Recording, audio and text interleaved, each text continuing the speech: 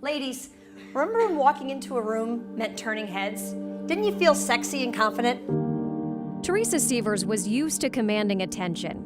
Always dressed to perfection, always in heels. Her middle name was literally Grace. Just as cute as a bug's ear, a dynamo in a tiny package. She was only 4'11", and when patients like Marion McAfee got to know her, they appreciated her, even loved her. Several people said she was like the Oprah Winfrey of Florida, that she was that popular.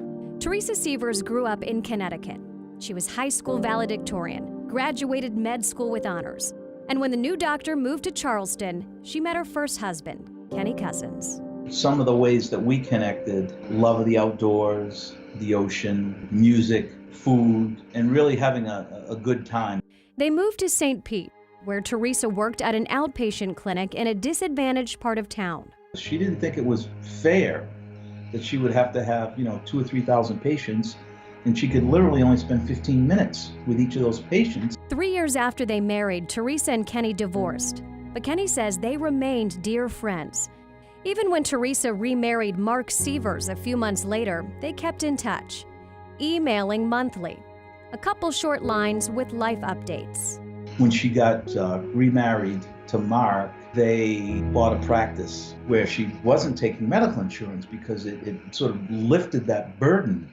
For her patients, her medicine lives on in a series of videos on a YouTube channel, focused mainly on anti-aging. Many women turned to her for help through menopause. It was a group of women she was talking to when she said something that now has the kind of irony that makes you think. I don't know about you, but I'm not ready for postmortem. I want to enjoy my life like it is now. Almost a year to the day after that video was uploaded, Teresa Sievers was murdered. She came back early from a family trip while Mark and their 2 daughters stayed in Connecticut.